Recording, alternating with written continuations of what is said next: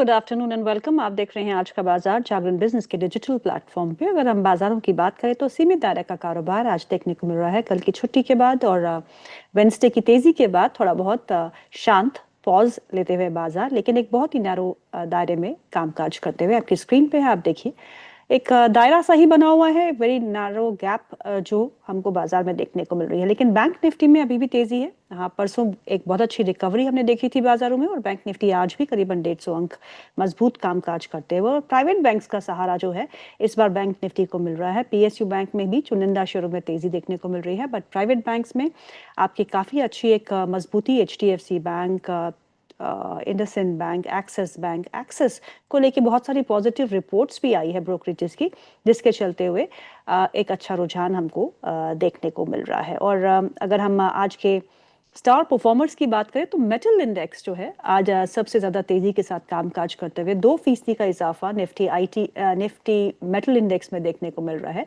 और Tata steel, NALCO, Hindalco, Vedanta, JSW steel, ये सभी जो स्टॉक्स है वो काफ़ी अच्छे एक रुझान के साथ कामकाज करते हुए। चलिए, बहुत ही खास मेहमान हमारे साथ जुड़ चुके हैं जो हमेशा लेट होते हैं।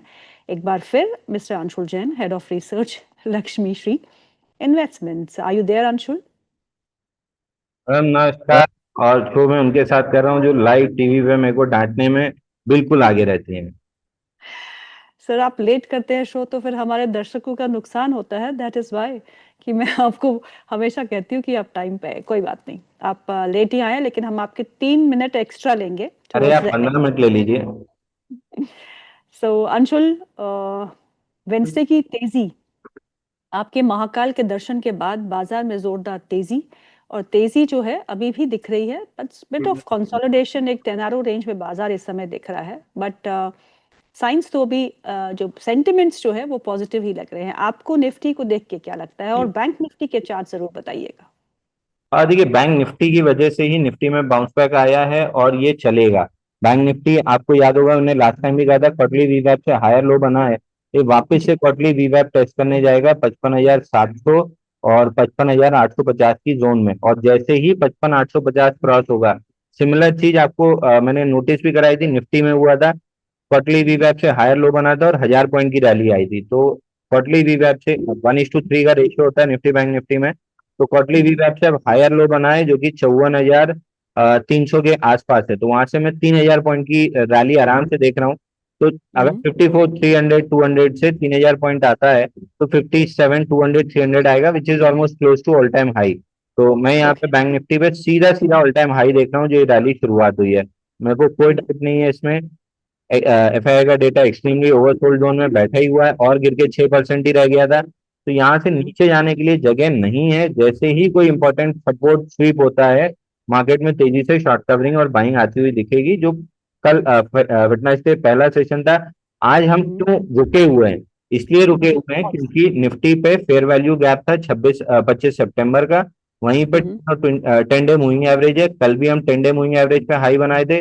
आज भी हम हम्म। 10 डे मूविंग एवरेज पे अटके हैं। प्रोबेबली डे एंड होते होते अगर हम इसको निकाल लेते हैं 24,830 835 की जोन को, तो फिर 20 डे मूविंग एवरेज का टारगेट आज ही के आज खुल जाएगा 24,920 के आसपास का। तो 10 और 20 डे मूविंग एवरेज 2 4 दिन 5 दिन अटका सकता है, बट रोक नहीं हम्म। सकता है। इवेंचुअली इसको जाना ऊपर ही है 25,400 के आसपास तक। हम्म। बिल्कुल सही। मुझे बिल्कुल याद है कि आपने कहा था कि दोनों ही इंडाइसेस पे, खासतौर पे भी बैंकिंग इंडेक्स पे, आपने जो बताया था वैसे ही प्लान आउट और फेज आउट मार्केट में देखने को मिल रहा है इस समय। और टाटा ग्रुप के स्टॉक्स पे आज बात करते हैं, क्योंकि टाटा ग्रुप के शेयरों में आज अच्छी खासी तेजी देखने को मिल रही है। टाटा कैपिटल का आईपीओ सोमवार को खुलेगा, उससे पहले तैयारी में टाटा इन्वेस्टमेंट तो खूब भाग गया। एक महीने में 70% का गेन, एक हफ्ते में 25% से ज्यादा का इजाफा। आज एक ऑल टाइम हाई टच करके थोड़ा बहुत मुनाफा वसूली यहाँ पे देखने को मिल रही है। 10,636 के आसपास का स्तर है। अब टाटा इन्वेस्टमेंट में क्या करना चाहिए?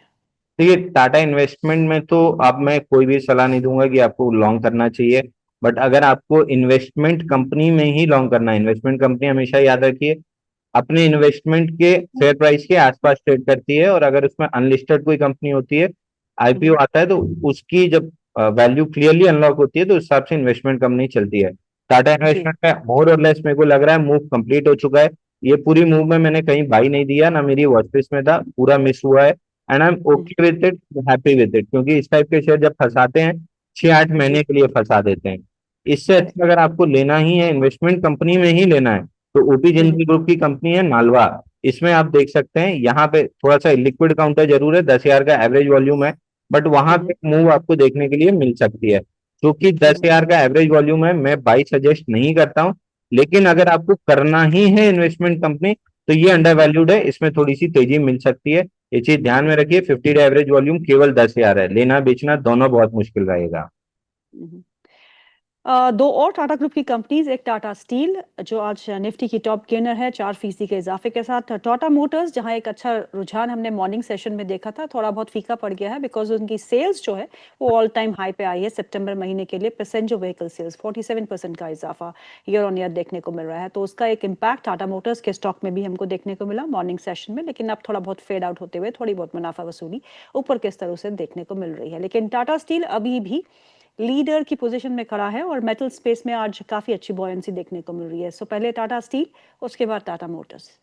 देखिए, टाटा स्टील तो अपना ब्रेकआउट, जो 67 वीक्स का अपना एनुअल ब्रेकआउट था वीकली चार्ट पे, उसको रीटेस्ट करके चला है। तो अब यहाँ से 250 रुपए आराम से जा रहा है, तो इन्वेस्टर्स आराम से लॉन्ग करके बैठिए। ट्रेडर्स अगर आपको रिस्क लेना है तो एक 10-15 रुपए के स्टॉप लॉस से, 160 के स्टॉप लॉस से रिस्क ले सकते हैं। 199 का प्राइस मिल जाएगा, but this is more of a trading bet, investment bet than a trading bet. Investment bet में छोटे छोटे ट्रेड करना कोई बुराई नहीं है, क्योंकि लॉन्ग टर्म स्ट्रक्चर ऊपर का है। तो मेरे को 225 रुपए जाते हुए दिख रहा है। दूसरा टाटा मोटर्स, आपको याद होगा वो साइबर अटैक वाले दिन हमने डिस्कस भी किया था, 665 रुपए खड़ा है, यहाँ पे बाई करके चलिए, 735 जाएगा। आज 735 का हाई बना है, हमने प्रॉफिट बुकिंग की सजेशन दी है। नेक्स्ट बाइंग लेवल मेरा 735 के बाद बनेगा। अब जब 735 पार करेगा, मैं 810 रुपए के लिए बाई करूंगा। तो 810 के टारगेट में कोई भी मेरे को डाउट नहीं है, बस 735 के ऊपर टिक भर जाए।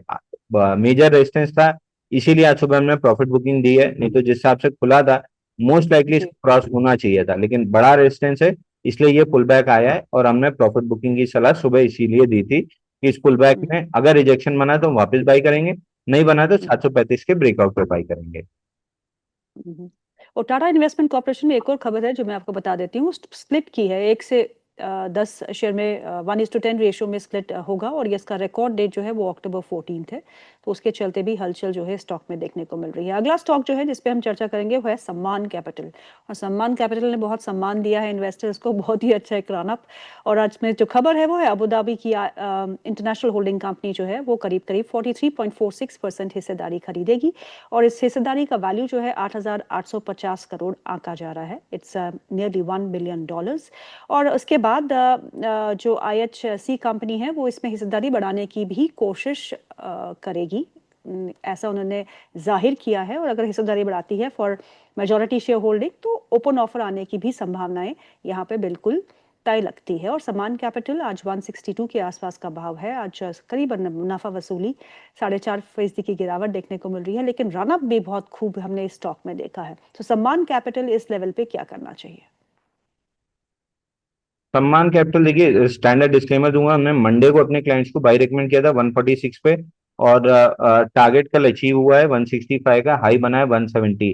मेजर रेजिस्टेंस इसका 164 की जोन है, जो प्रोटेक्ट नहीं हो रही है। तो एक दो दिन, 5 दिन, 8 दिन, जितने भी दिन लगाए, क्योंकि 10 डे मूविंग एवरेज कैचअप होने के बाद ही नेक्स्ट लेग अप मूव बनेगी, तो 5 से 8 दिन लग सकते हैं एवरेज कैचअप होने में। उस प्रोसेस में 164 प्रोटेक्ट होना बहुत जरूरी है। तो जैसे ही मूविंग एवरेज कैचअप हो जाए और 164 का ब्रेकआउट ले, हम दोबारा से बाई देंगे। करेंट जंक्शन पे, चूंकि कल ही हमने प्रॉफिट बुकिंग दी है, यहाँ पे हम बाई नहीं दे रहे हैं। पैटर्न कंप्लीट होने पे हम बाई जरूर देंगे, एक्टिव वॉच लिस्ट में है। पर आप ये अंशुल, आपने ये नहीं बताया कि आपने आज की क्या सलाह है जो हमारे निवेशकों को ध्यान में रखना चाहिए, स्टॉक्स ऑन वॉच। देखिए, आज 3-4 स्टॉक्स में हमने बाई दिया है। एक प्रिसीजन वायर में दिया है, एक ग्रैनुअल्स में दिया है, पुनावाला में दिया है, प्रोजोनर करके एक शेयर है इसमें दिया है, कीरी इंडस्ट्री में दिया है। कीरी बहुत अच्छा लग रहा है, हालांकि इनमें से मेजोरिटी स्टॉक्स में हम रिस्क फ्री हो चुके हैं।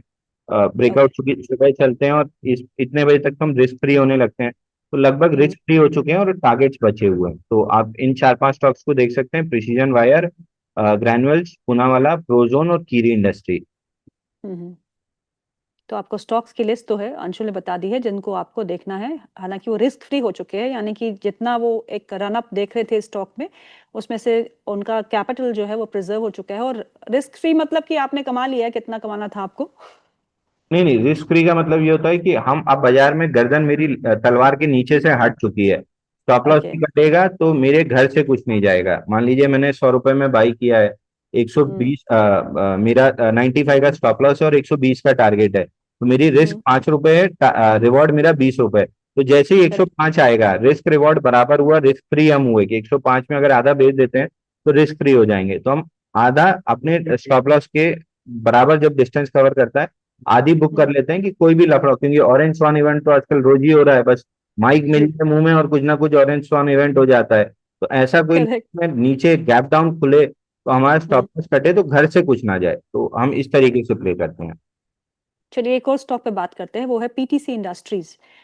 पीटीसी इंडस्ट्रीज में आज करीबन 9% का इजाफा देखने को मिल रहा। दो खबरें हैं, एक तो उसकी जो सब्सिडरी है, उसने एक critical machine and cast components के लिए कूल ब्रुक के साथ टाई अप किया है, ये एक खबर है। और दूसरी खबर ये है कि गोल्डमैन सैक्स काफी बुलिश है इस स्टॉक पे, और वो कहते हैं कि वो यहाँ से पीटीसी इंडस्ट्रीज में 58% अपसाइड देखते हैं। तो बाई की रेटिंग दी है और 58% अपसाइड की रेटिंग दी है। ये स्टॉक आज 4.5% ऊपर है, क्या करना है।